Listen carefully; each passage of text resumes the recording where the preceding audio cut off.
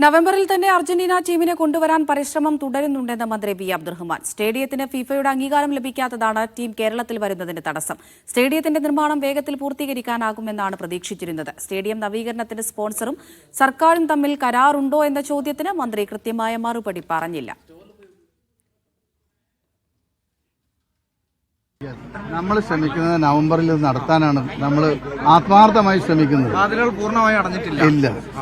അപ്പൊ ഇതിന്റെ ഒരു അപ്രൂവൽ വരട്ടെ, അതുവരെ നമുക്ക് ഇപ്പോ അർജന്റീന ഈ ഒരു വിൻഡോ കൊടുത്തിട്ടില്ല. അവരിപ്പോഴും പറഞ്ഞെന്താ, ഞങ്ങൾ ചിലപ്പോൾ ഒരു പരിശീലനത്തിനായി പോകേണ്ടി വരും ഈ വിൻഡോയുടെ സമയത്ത് എന്നല്ല അവർ പറഞ്ഞിട്ടുള്ളൂ. സ്പെയിനുമായുള്ള ഒരു പരിശീലനത്തിന് പോകും അവിടെ എന്നല്ലേ പറഞ്ഞിട്ടുള്ളൂ. അതിന്റെ അർത്ഥം ആ കളി തടസ്സപ്പെട്ടു എന്നല്ല.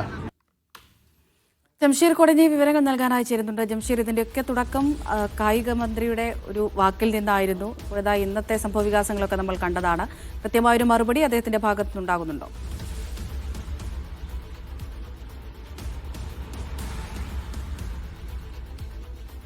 അമൃത, മന്ത്രി പറയുന്നത് മെസ്സി വരും എന്നുള്ളത് തന്നെയാണ്. പ്രതീക്ഷയുണ്ട്, വാതിലുകൾ അടഞ്ഞിട്ടില്ല എന്നുള്ളതാണ് മന്ത്രി പറയുന്നത്. ഈ ഗ്രൗണ്ടുമായി, സ്റ്റേഡിയവുമായി ബന്ധപ്പെട്ട് ഫിഫയുടെ അംഗീകാരം ലഭിക്കാത്തതാണ് ഇപ്പോഴത്തെ പ്രശ്നം എന്ന് പറയുന്നു. ചുരുക്കം ചില ഒന്ന് രണ്ട് പ്രവർത്തനങ്ങൾ മാത്രമാണ് നടക്കാനുള്ളത്. അത് വേഗത്തിൽ നടക്കുമെന്നാണ് പ്രതീക്ഷ എന്നുള്ളതാണ്. മെസ്സിയെ കൊണ്ടുവരണം എന്ന് തന്നെയാണ് ആഗ്രഹം.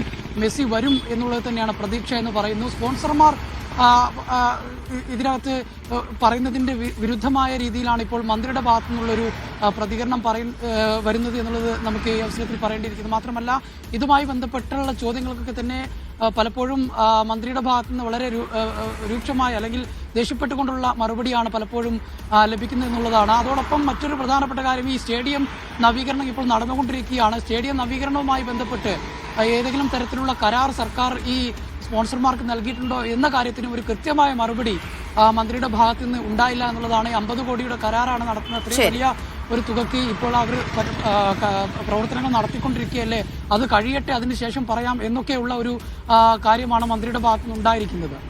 ജംഷീർ കൊടിഞ്ഞിയാണ് വിവരങ്ങൾ നൽകിയത്.